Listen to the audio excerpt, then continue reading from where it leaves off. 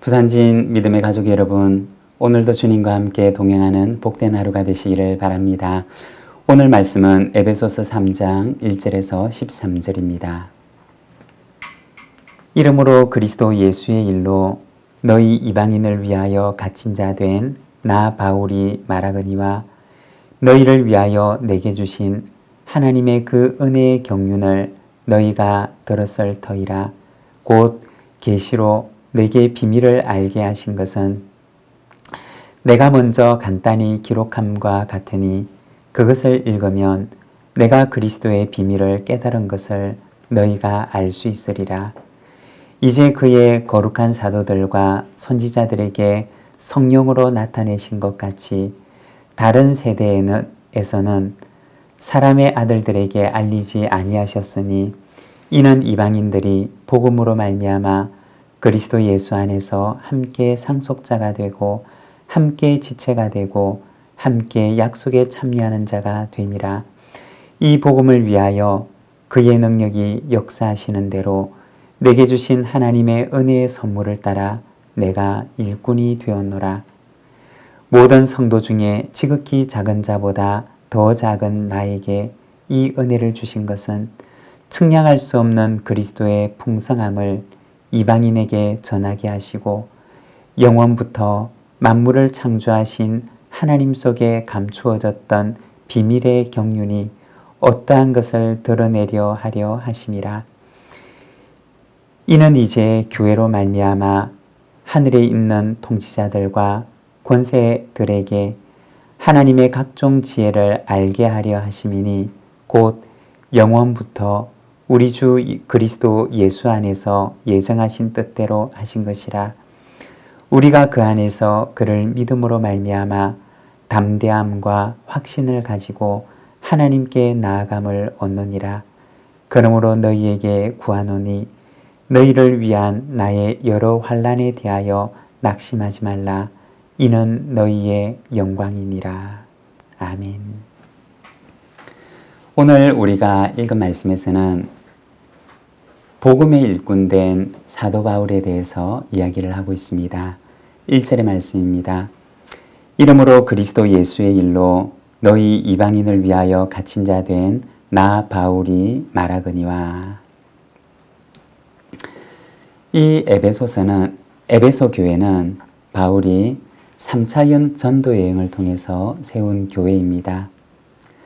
바울은 3차 전도 여행을 마치고 예루살렘으로 돌아가게 되는데 거기에서 바울은 자신을 반대하는 이들로 인해서 사로잡히게 되고 재판을 위해서 피고의 신분이 되어서 로마로 호송되어집니다. 오늘 우리가 읽었던 이 에베소서는 바울이 로마에서 피고의 신분으로 가택연금 상태에 놓여 있으면서 에베소 교회 성도들에게 보낸 편지입니다. 오늘 본문에 보면 바울은 편지하기를 예수의 일로 이방인을 위하여 나는 갇힌 자가 되었습니다. 라고 고백을 합니다. 여기에 보면 예수의 일로 갇힌 자가 되었다 라고 이야기를 하는데 원래 원어상의 의미를 보게 되면 예수의 일로가 아니라 나는 예수에게 갇혔습니다 라는 의미로 표현되어 있습니다. 이 말씀은 바울은 자신의 갇힘이라고 하는 이 사건을 하나님의 섭리로 이해하고 받아들였던 것입니다. 로마 황제에 의해서 로마의 절대적인 권력에 의해서 자신이 갇힌 신분이 된 것이 아니라 자신은 예수님의 소명과 그리고 부르심에 의해서 사명에 갇힌 자가 되었음을 이야기를 하는 것입니다. 그리스도께서 자신에게 맡기신 그 사명에 갇힌 자가 되어 오늘 이곳에서 피고의 신분으로 여러분에게 편지를 쓰고 있습니다. 라고 이야기를 하는 것입니다.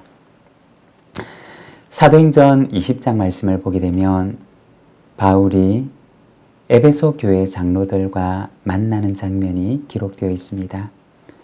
바울은 예루살렘으로 돌아가게 되면 이제 큰 환란이 자신을 기다리고 있다는 사실을 여러 선지자들을 통해서 또는 성령의 감동을 통해서 미리 알고 있었습니다.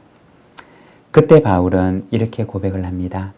사도행전 20장 23절과 24절 말씀을 보게 되면 오직 성령이 각 성에서 내게 증언하여 결박과 환란이 나를 기다린다 하시나 내가 달려갈 길과 주 예수께 받은 사명 곧 하나님의 은혜의 복음을 증언하는 일을 마치려 하면은 나의 생명조차 조금도 귀한 것으로 여기지 아니하노라.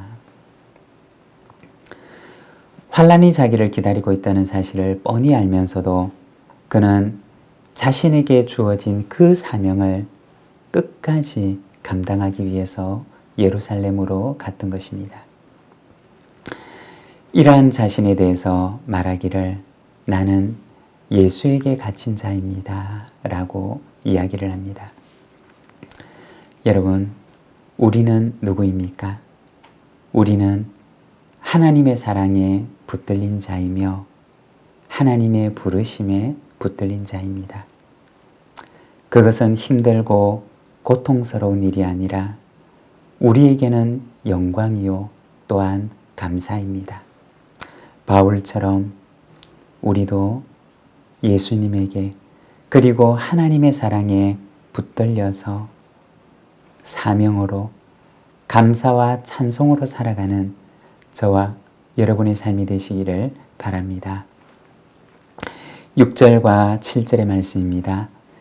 이는 이방인들이 복음으로 말미암아 그리스도 예수 안에서 함께 상속자가 되고 함께 지체가 되고 함께 약속에 참여하는 자가 됨이라.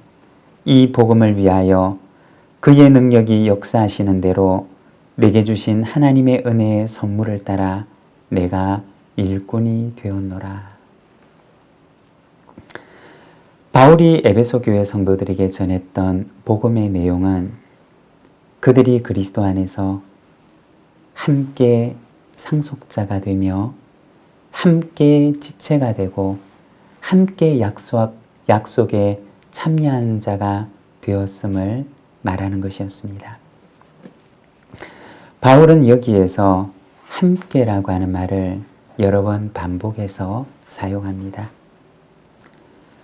바울이 전한 복음의 내용은 이처럼 함께라고 하는 말로 표현될 수 있는 하나됨이었던 것입니다.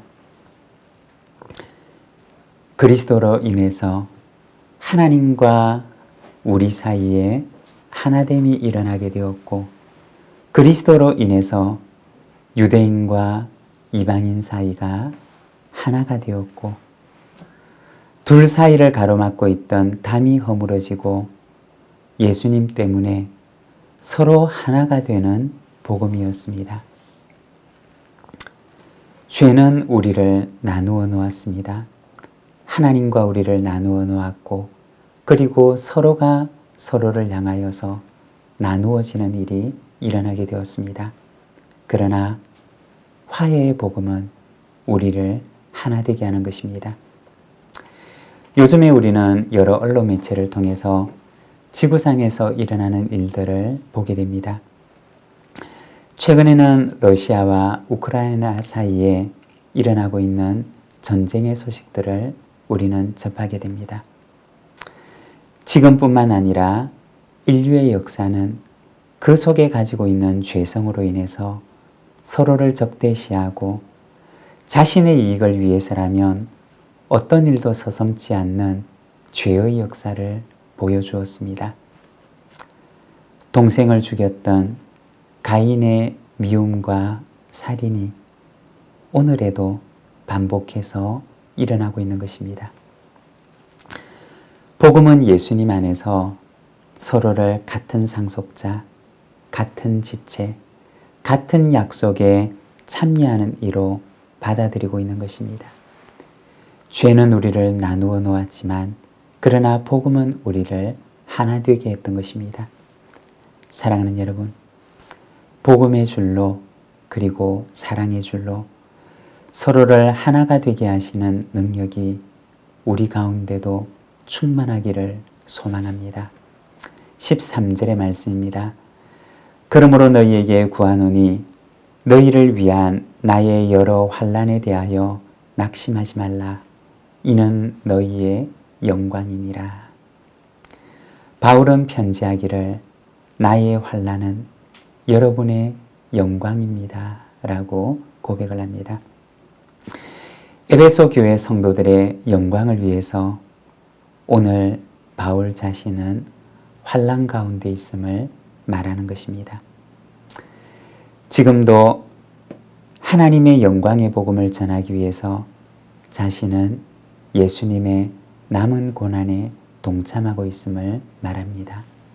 사랑하는 여러분, 주님과 함께 고난 당하게 되면 주님과 함께 영광에도 참여하는 줄로 믿습니다.